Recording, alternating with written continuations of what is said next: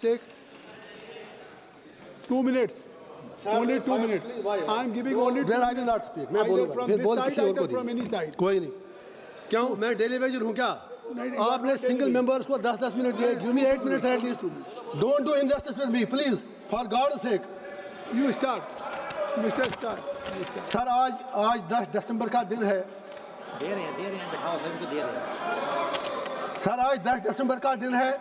world human rights day है आज मेरा फास्ट है मैं इस हाउस में से ही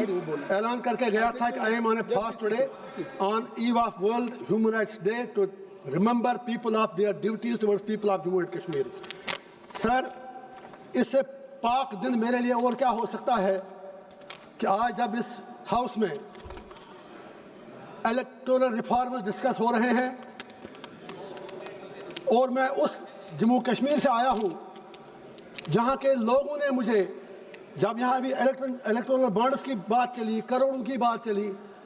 तो मुझे जेल में बिठाकर 10 रुपया खर्च किए बगैर 2 लाख से ज़्यादा वोटों से जिताकर पार्लियामेंट में भेज दिया आज मैं उन अपने लोगों को इस पार्लियामेंट हाउस से शुक्रिया भी अदा करता हूँ सलाम भी करता हूँ और साथ ही मुझे नहीं पता बाकी मुल्क में कैसे इलेक्शन हुआ लेकिन अपनी पार्लियामेंट्री कॉन्स्टिट्यूंसी में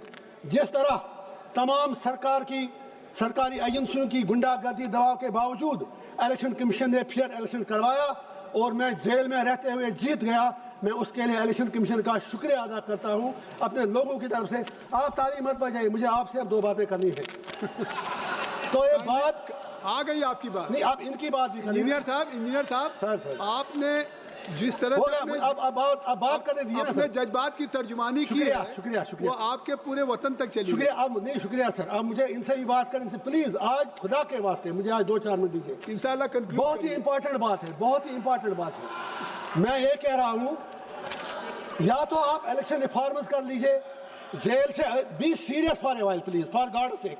don't make mockery of this आपकी देशभक्ति हमने देखी जब वंदे मातरम पर डिबेट था कोई नहीं था यहाँ पर हमें आप क्लास में बिठा के रखते हैं भाग जाते हैं तो मेरा ये पॉइंट है या तो एक ऐसा कानून लाइए आप कि आप जेल से किसी को लड़ने मत दीजिए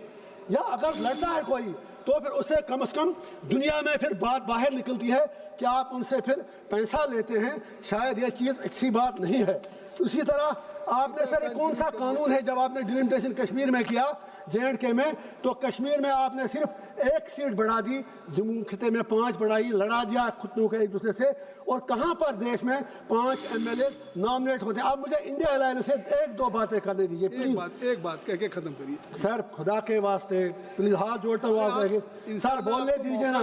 अरे सर प्लीज देखे बात तो सुनिए मैं भी त्योहार जा रहा हूँ घर जा रहे हैं अपने रहम तो कीजिए मुझ पर भूख हड़ताल पे हूँ सुबह से कुछ तो रहम कीजिए बोलने तो दीजिए मैं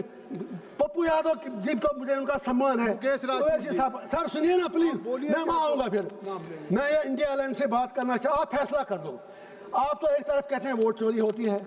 आपके इंडिया अलायंस के पार्टनर जो हमारी स्टेट के बड़े लीडर हैं वो कहते हैं इलेक्शन फेयर हुआ लेकिन दूसरी तरफ कहते हैं मैं इसलिए हारा क्योंकि वहाँ पर इस्लामाइजेशन और रेडिकलाइजेशन थी उनके एमपीज यहाँ कहते हैं नहीं इलेक्शन फेयर हुआ कुछ कहते हैं नहीं हुआ